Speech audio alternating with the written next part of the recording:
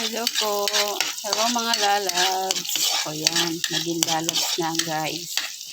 Ayan po. Sa pinagprituhan po ng patatas, ginisa ko na ang bawang sibuyas.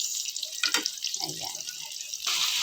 Yan guys, minarinig ko lang siya kanina bago ko siya igisa.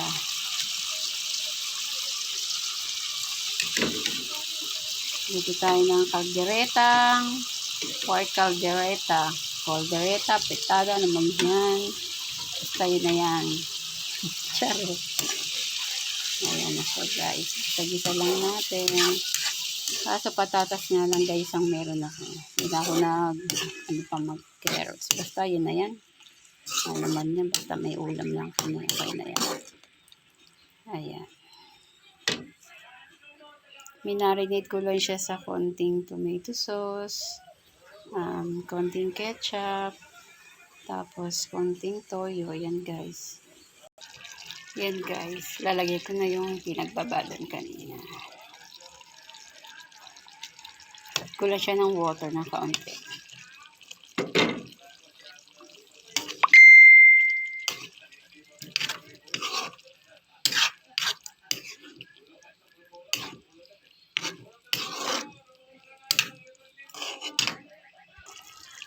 Ayan guys, nilagyan ko na siya ng water. Hintayin ko lang siyang maiga ng kaunti. Bago natin ilagay ang patatas. Ayan. Wait lang tayo guys. Guys, ayan na siya. Lagyan natin ng paminta. Nalagyan ko na siya guys ng kaunti ng seasoning.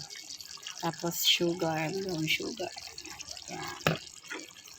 Tapos lagyan na natin yung ating bell pepper. Yeah, bell pepper, green. Tapos yung patatas na preto ko na siya guys. Ayan. More paminta, mas yummy. Ito na lang napakita, nilagyan ko na siya ng isang na seasoning, isang pack. Ayan guys, hintayin ko lang siya na pa yung kanyang aroma ng kanyang yung sili, yung bell pepper.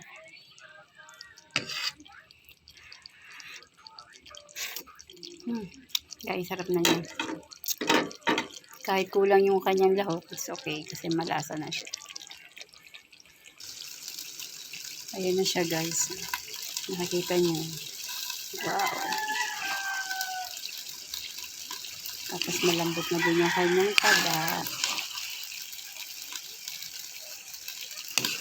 Simpleng ulam lang. Simple lang ang malangalahok. Pero kita niyo naman yung sarap niya, guys. Diba? Mas saucy. Saucy.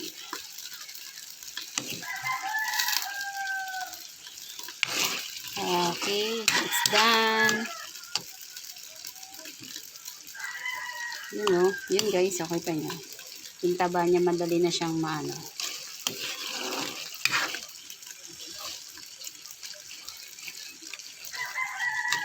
Yan guys. Yummy na siya.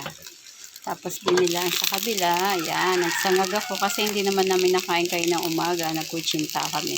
Sayang naman. Ayan. Sinangag ko siya. Saka kami dalawa lang ni daddy. Nasa school si baby.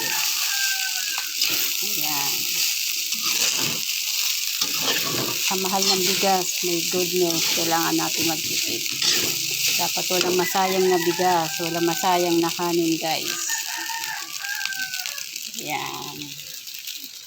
Ayan na. Thank you guys for watching. Salamat po. Ayan na siya guys. Naisalin ko na siya. Ayan, diba? Sobrang yummy. Kulang pa ng mga lahok yan ha. Pero sobrang tingin mo, sarap-sarap na. Kasi yan, may kanila kami sinanga kahit lunch na.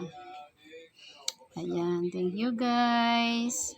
Ma-share ko lang po ang aking niluto. Simple pero kahit kulang sa lahok, kita nyo naman. Hindi natin kailangan ng maraming lahok para mapasarap ang ating ulam. Diba? Sa simpleng pagluluto lang, masarap na siya. Tapos talaga malambot naman yung kanyang pagka-fork. Sobrang tender niya. My God.